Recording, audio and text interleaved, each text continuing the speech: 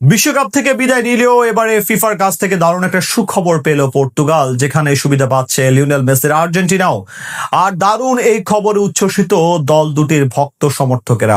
বিশ্লেষকদের মতে ফুটবলের নিয়ন্ত্রক সংস্থা ফিফার এই উদ্যোগে ভক্তদের ফুটবল উন্মাদনা বেড়ে যাবে আরো কয়েক গুণ। কি সেই দারুণ খবর, যাতে বৃহস্পতি তুঙ্গে দুই মেরুর সমর্থকদের, সে কথাই জানবো এই রিপোর্টের।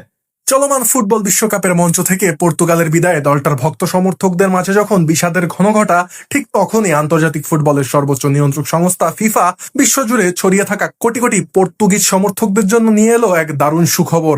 একই কারণে স্বস্তির সুবাতাস বইছে বর্তমান বিশ্ব চ্যাম্পিয়ন আর্জেন্টাইন শিবিরেও। আর ফুটবলের এই বিপরীত দুই মেরুর সমর্থকদের জন্য এমন এক ঐতিহাসিক সিদ্ধান্তের কারণে ফুটবল দুনিয়ায় রীতিমতো আনন্দের এক নতুন জোয়ার বইতে শুরু করেছে, যা আগামী 2030 সালের ফুটবল বিশ্বকাপকে ঘিরে ভক্তদের মাঝে উন্মাদনাকে এক নতুন উচ্চতায় নিয়ে গেছে।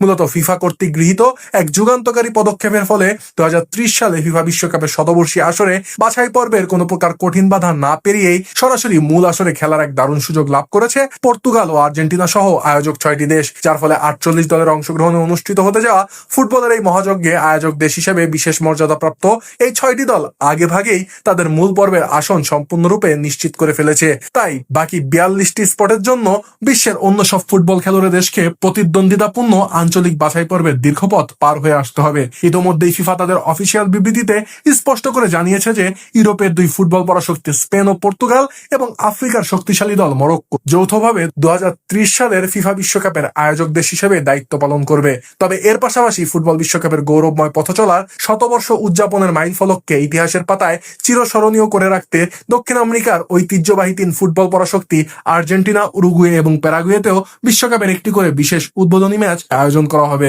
যার ফলে প্রথম ঘোষণায় এই তিন দেশের সরাসরি খেলার বিষয়টি অস্পষ্ট থাকলেও পরবর্তীতে ফিফা বিষয়টিকে পুরোপুরি খোলাসা করে, যেখানে তারা জানায় যে বিশেষ আয়োজক দেশের মর্যাদায় আর্জেন্টিনা, উরুগুয়ে ও প্যারাগুয়েও কোন রকম আঞ্চলিক কোয়ালিফায়ার ম্যাচ খেলা ছাড়াই সরাসরি 2030 বিশ্বকাপের মূল পর্বে অংশ নেওয়ার সুবর্ণ সুযোগটি লাভ করবে। উল্লেখ্য যে 1930 সালে উরুগুয়ের মাটিতে বসেছিল ফুটবল বিশ্বকাপের ইতিহাসের সর্বপ্রথম আসর, এবং সেই আসরের ফাইনাল ম্যাচে মন্টেভিডিওর ঐতিহাসিক এস্তাদিও সেন্টেনারিও স্টেডিয়ামে চিরপ্রতিদ্বন্দ্বী আর্জেন্টিনাকে হারিয়ে ফুটবল ইতিহাসের প্রথম বৈশ্বিক শিরোপা নিজেদের ঘরে তুলেছিল স্বাগতিক উরুগুয়ে। আর 100 বছর পর সেই আদি ফুটবল রোমাঞ্চ, আবেগ এবং ইতিহাসের পুনরাবৃত্তি করতে ফিফা ইতিহাসে প্রথমবারের মতো 3টি ভিন্ন মহাদেশ এবং 6টি দেশে বিশ্বকাপের আয়োজন করতে চলেছে।